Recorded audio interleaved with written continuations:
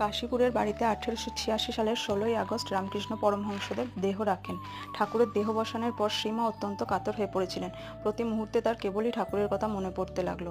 ভক্তরা ঠিক করলো যে তীর্থ দর্শনে নিয়ে গেলে হয়তো শোকের উপশম হতে পারে। অতঃপর শ্রীমাকে নিয়ে গেলেন গোলাপ মা, লক্ষ্মী দিদি, মাস্টারমশাই স্ত্রী এবং যোগী কালী ও লাটু মহারাজরা। বৃন্দাবন থেকে যাত্রা করলেন। তাছাড়া বৈদ্যনাথ ধাম, বারাণসী, অযোধ্যাও ঘুরলেন। এতে শ্রীমায়ের মন অনেকটা স্বাভাবিক হলো। কাশীতে এক নেপালি সাধুনী শ্রীমাকে পরামর্শ দিয়েছিলেন, মাই পঞ্চতপা করো। ফিরে এসে নীলাম্বরবাবুর বাগান বাড়িতে থাকাকালীন শ্রীমার মনে পঞ্চতপা করবে আগ্রহ দেখা দিল। পঞ্চতপা কি তিনি জানতেন না। যোগীনমাকে বলাতে সে বলল, বেশ তো মা, আমিও করব। তারপর একতলা ছাদের উপর 5 হাত অন্তর ঘুঁটে দিয়ে 4টি আগুন জ্বালানো হলো। তখন গ্রীষ্মকাল, প্রখর তাপ। শ্রীমা গঙ্গায় স্নান করে এসে সেই অগ্নিকুণ্ডগুলোর ঠিক মাঝখানে বসলেন। সূর্যাস্তের পর উঠলেন। এইভাবে ক্রমাগত 7 দিন চলল। ফলে শ্রীমার শরীর ঝলসিয়ে একেবারে অঙ্গারবর্ণ হয়ে গেল। তবে মনের আগুন অনেকটা নিভল।